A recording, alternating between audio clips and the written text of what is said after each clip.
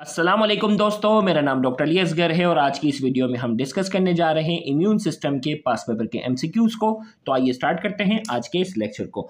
Monocytes develop from stem cell in the. Monocytes जो है वो स्टेम सेल से बनते हैं किस पार्ट में? Option A bone marrow, option B liver, option C heart and option D brain. चार ऑप्शन आपके पास हैं। कमेंट में एक ऑप्शन जो है वो सेलेक्ट कर सकते हैं। करेक्ट आंसर इसका जो है वो option A bone marrow is the correct answer. Next हमारे पास है large monocytes in the tissue are known as. Large monocytes जो होते हैं जब ये टिश्यू के अंदर जाते हैं तो क्या कहलाते हैं? Option A neutrophil, option B lymphocytes, option C macrophage या option D eosinophil.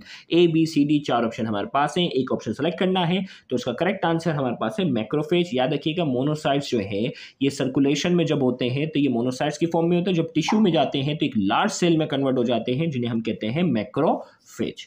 Next MCQ हमारे पास है, next MCQ in tissue monocytes further mature into. Tissue के अंदर मोनोसाइट्स जो हैं वो फर्दर मैच्योर जो है वो किस फॉर्म में होते हैं? नेचुरल किलर सेल बन जाते हैं, ऑप्शन बी मैक्रोफेजेस बन जाते हैं, ऑप्शन सी न्यूट्रोफिल बन जाते हैं या D none of this. A B C D चार ऑप्शन हमारे पास है।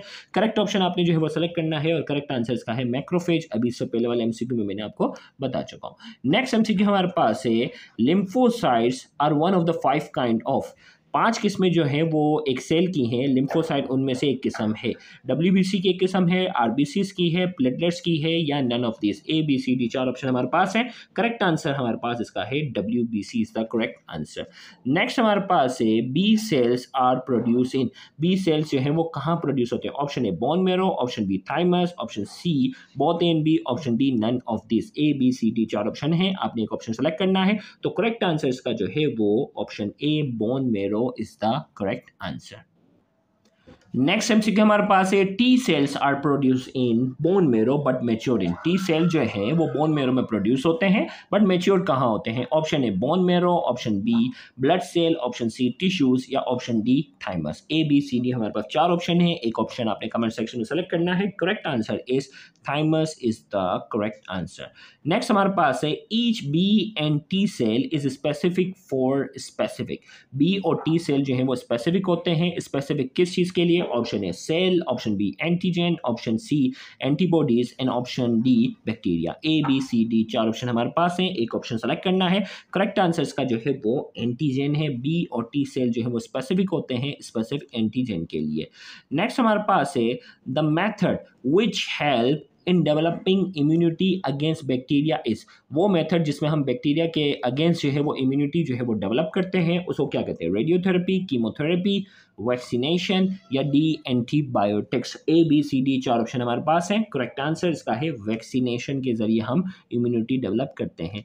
नेक्स्ट हमारे पास है which of the following is an example of passive immunity. Passive immunity की इनमें से कौन सी एग्जांपल है? Option A antibodies from mother's milk, option B previous chicken pox infection, option C inactivated polio vaccine, option D live polio vaccine. A B C D चार option हमारे पास है। पैसिव इम्यूनिटी वो होती है जिसमें बाकायदा किसी और की एंटीबॉडीज जो है वो ली जाएं। एक्टिव इम्यूनिटी क्या होती है कि किसी भी रेस्पॉन्स के नतीजे में बॉडी के अपने अंदर जो है वो खुद की एंटीबॉडीज तैयार की जाए। तो अब मैं आपको हिंट दे चुका हूं, तो इसका करेक्ट आंसर हमारे पास जो है antibodies from mother's milk. Mother's milk से जो इनिशियली बेबी को जो एंटीबॉडीज मिलती हैं वो पैसिव इम्यूनिटी की क्या है? एग्जाम्पल है। Option A is the correct answer. Next हमारे पास है vaccine against diphtheria and tetanus are. Vaccine की डिफरेंट टाइप्स होती हैं, इसमें पूछा जा रहा है डिप्थीरिया और टेटनस की जो वैक्सीन है वो क्या? Option A toxoid, option B attenuated, option C killed या option D subunit. A B C D चार ऑप्शन हमारे पास है, एक ऑप्शन आपने सेलेक्ट करना है। करेक्ट आंसर हमारे पास है टॉक्सॉइड वैक्सीन होती है ये। इसी तरीके से हमारे पास the inherit form of immunity through mother's milk. Mothers के जरिए जो इनहेरिटेड मिल्क मिलता है वो किसकी एग्जाम्पल है? Active immunity, innate immunity, passive immunity या acquired immunity. A B C D चार ऑप्शन हमारे पास है। करेक्ट आंसर हमारे पास सी पैसिव इम्यूनिटी है। इससे पहले भी इस तरह का एमसीक्यू आ चुका है। नेक्स्ट हमारे पास है a non specific defence reaction to tissue damage caused by injury or infection is not there. Tissue damage होता है इंजरी की वजह से या इन्फेक्शन की वजह से, उसमें एक नॉन स्पेसिफिक रिएक्शन आता है, उसे क्या कहते हैं? Active immunity, inflammatory response, passive immunity या acquired immunity. A B C D हमारे पास 4 ऑप्शन है। करेक्ट आंसर इसका जो है वो बी इन्फ्लेमेटरी रिस्पॉन्स है। इसका इन्फ्लेमेशन होगी, जब भी टिश्यू डैमेज होगा तो हमारे पास इन्फ्लेमेशन होगी। नेक्स्ट हमारे पास है MCQ, passive immunity if use against. इनमें से कौन सी डिजीज है जिसमें पैसिव इम्यूनिटी का इस्तेमाल किया जा सकता है? मलेरिया, टाइफॉइड, डेंगू या tetanus. A B C D हमारे पास 4 ऑप्शन है, तो करेक्ट आंसर इसका है टेटनस। टेटनस के सीवियर रिएक्शन में पैसिव इम्यूनिटी का भी इस्तेमाल किया जाता है। नेक्स्ट हमारे पास है the intermediate protection from infection of snake bite can be obtain by. Snake bite के नतीजे में इंटरमीडिएट प्रोटेक्शन जो है वो हम हासिल कर सकते हैं किसके जरिए? Active immunity, natural active immunity, passive immunity या D vaccination. A B C D 4 option हमारे पास है। करेक्ट आंसर इसका हमारे पास है C, passive immunity is the correct answer. Next हमारे पास है a person got infection he become. A person got an infection, he become ill, but he survive कर जाता है। What do you think? Which type of immunity he would have developed? बीमार हुआ, बीमार होने इन्फेक्शन हुआ, इन्फेक्शन से बीमार हुआ, और बीमारी से बच गया। अब उसके पास कौन सी इम्यूनिटी होगी? Naturally induce active immunity, artificially induce active immunity, passive immunity. तो सबसे पहली बात है कि आर्टिफिशियली कुछ नहीं किया गया, कुदरती तौर पे इन्फेक्शन हुआ था और उसने अपनी बॉडी में खुद इस तरह की जो है वो इम्यूनिटी डेवलप की और वो बच गया। तो इसका करेक्ट आंसर हमारे पास है naturally induce active immunity is the correct answer.